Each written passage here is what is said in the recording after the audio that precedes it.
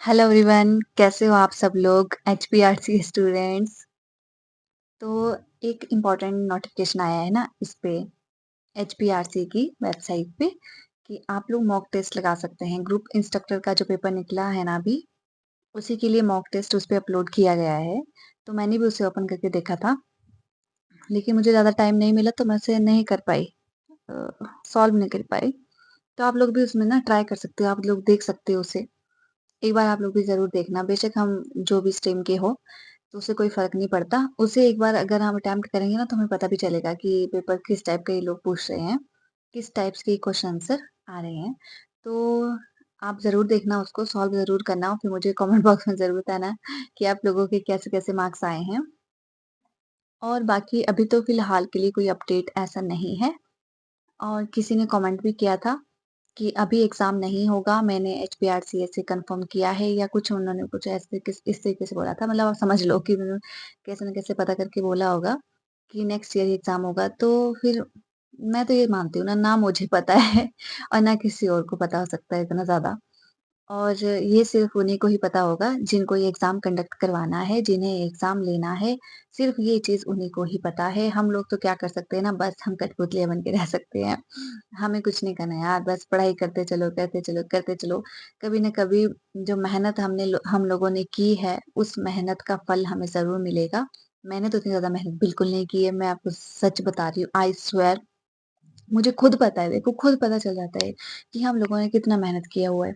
जब ना हमने फॉर्म भरा था ना, तो उस टाइम बड़ा एनर्जी आ गया था कि हाय अब तो एग्ज़ाम आने ही वाला है।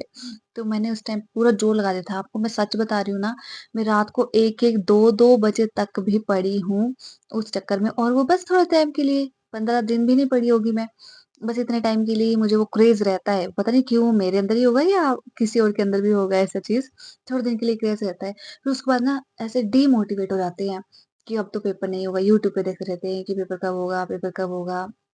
जैसे आप में से कई लोग भी देखते होंगे, सर्च करते होंगे। तो भाई मैं तो सच बता रही हूँ कि आप लोग मत विश्वास करो यूट्यूब पे या किसी और पे। बस जब वो आएगा ना नोटिफ़िकेशन, तो सबको ही पता चल जाएगा कि पेपर कब है, कैसे होना है, क्या होगा।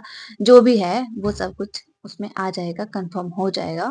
तो हम ये नहीं बना सकते यार कि भई पेपर होगा ही नहीं, नेक्स्ट ईयर होगा, कब होगा। ये सारी चीज़ें ना हम लोगों को नहीं सोचनी है। एक तरीके से ये वीडियो मोटिवेशन भी हो सकता है आप लोगों के लिए, माइंड चेंजिंग भी हो सकता है। कि देखो मत सोचो यार इतना ज़्यादा, मत सुनो लोगों की, लोगों से क्या लेना-देना है आप लोगों को, है ना? लोगों ने ना आपके घर चलाना है, ना उन्होंने आपको पैसे देने हैं, ना उन्होंने आपको सैलरी देनी है, ना ही वो आपके घर का राशन लेकर के आने वाले हैं। उन लोगों की बातों को मत सुनो, इग्नोर करो और अपनी पढ़ाई पे अच्छे तरीके से फ़ोकस करो। फिलहाल के लिए हमारे पास ये पढ़ाई ही एक स्कोप है, क्योंकि अब जब हम इस फ़ील्ड में आ चुके हैं ना, हमने ये जो स्टडी कर ली है, बीएड अपनी स्टडी टीचिंग की कर ली है, तो अब हमें इसी ही फ़ील्ड में जाना होगा, चाहे वो कभी भी हो। अब ये तो नहीं पता कि कब होगा, लेकिन हाँ, ये ज़रूर है कि होगा ज़रूर, और 100% नहीं, 101% होगा। पेपर तो आना ही है, चाहे इस साल आए, चाहे अगले साल आए, चाहे कभी भी आए यार, पेपर तो आकर ही रहेगा, पेपर कहीं नहीं जाने वाला है। पेपर तो होके ही रहेगा।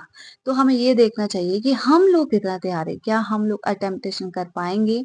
हम लोग पेपर को अच्छे से सॉल्व कर पाएँगे या नहीं कर पाएँगे? ये हम लोगों को देखना है।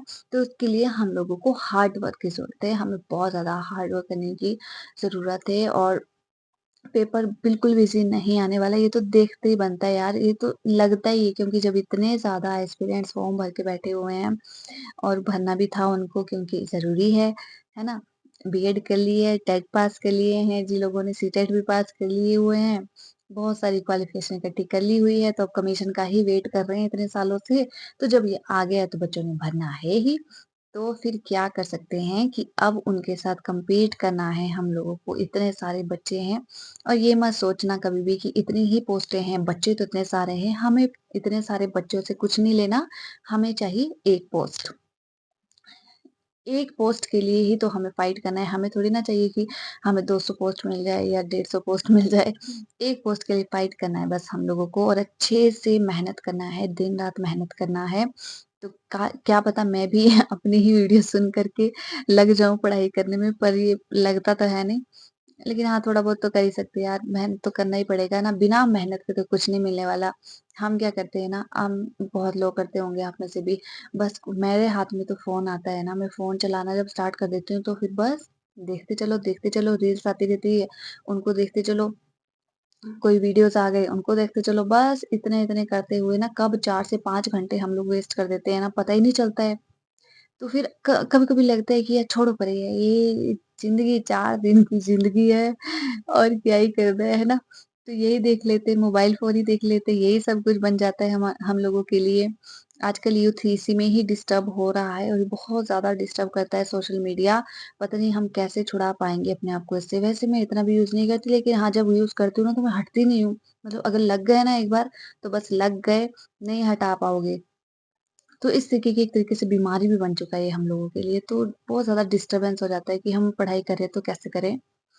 बाकी यही है कि बस हार्ड वर्क तो चाहिए और रोज़ कंसिस्टेंसी चाहिए, रेगुलर पढ़ते रहना है, चाहे कुछ भी अगर आपने एक टॉपिक लिया है ना, तो बस उसको आपको ऐसे सोचना है कि आज हम मुझे ये फिनिश करना ही करना है किसी भी हालत में।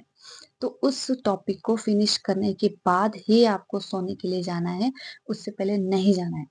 इस तरीके से अगर आप ट्राई करते रहेंगे तो क्या पता हमारा सिलेबस जो है वो कवर हो जाए।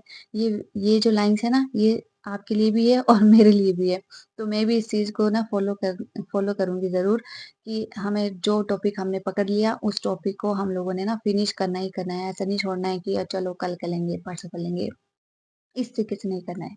और एक इम्पोर्टेंट बात, अगर आप लोग चाहते हो ना कि टीजीटी आर्ट्स कमीशन वाले अगर ऐसा चाहते हैं कि प्रीवियस ईयर्स के क्वेश्चन पेपर मैं आपको प्रोवाइड करवाऊँ, तो ज़रूर मैं चाहती भी हूँ कि आप लोगों के साथ मैं डिस्कस करूँ क्वेश्चन पेपर। लेकिन अगर आप कमेंट करते हो, आप लोग चाहते हो ना कि क्वेश्चन पेपर मैं आपको दूँ सॉल्व करके, अ, उसमें मेरे पास 5 साल के पड़े हुए हैं प्रीवियस ईयर्स, है ना? तो हम लोगों का तो इतना भी बोल सकते हैं कि इतना भी क्या ही चेंजेस कर देंगे वो, क्योंकि इतिहास कभी नहीं बदलता। हम लोगों का हिस्ट्री है, ज्योग्राफी है, वो चीज़ें कभी चेंज नहीं होती है वैसे। लेकिन हाँ, उनका जो क्वेश्चन है ना, वो क्वेश्चन का स्टैंडर्ड थोड़ा हाई हो सकता है। उसी ईज़ी क्वेश्चन को वो घुमा-घुमा करके डाल देंगे, ताकि एस्पिरेंट्स के दिमाग खराब हो जाए और वो आंसर ही ना कर पाए, है ना? ये चीज़ हो सकता है। बाकी क्या ही हो सकता है, हमें गहराई में पढ़ने की ज़रूरत है, बहुत ज़्यादा गहराई में पढ़ने की ज़रूरत है, डीपली जाने की ज़रूरत है। और अभी मुझे लगता है कि अभी हम लोगों के पास ना टाइम भी है।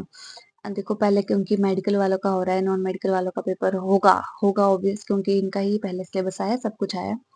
और बोला भी है शिक्षा मंत्री ने, चलो बाकी हम क्या ही बोल सकते हैं कि वो करेंगे उसको इम्प्लीमेंट या नहीं। लेकिन हाँ, ये तो है कि हम लोग का पेपर नेक्स्ट ईयर तो होकर ही रहेगा और नेक्स्ट ईयर ही होगा। तो अभी मान के चलते हैं कि हमारे जैन तक तो हमारे पास टाइम है। तो हम लोगों को ना भगवान ने चांस दिया है कि बेटा लग जाओ, अभी भी टाइम है, कर लो कुछ अगर करना है तो। तो क्यों ना हम लोग सब साथ में मिल कर के ना पढ़ाई करें और फ़ोकस करें पढ़ाई पर, इधर-उधर की बातों पर ध्यान ना दें और बस लग जाएँ यार। अपने पेरेंट्स की तरफ देखना पड़ेगा एक बार, है ना? कि अब उनका सहारा कौन बनेगा?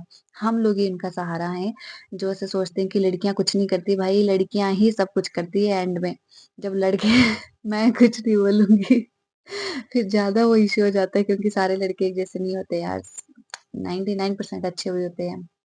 अच्छे ही होते हैं ऐसे तो, है ना? और क्या ही बोल सकते हैं। लेकिन हाँ, लड़कियाँ भी कहीं न कहीं, किसी न किसी हद तक हेल्प करती है अपने पेरेंट्स की। चलिए मिलते हैं नेक्स्ट वीडियो में।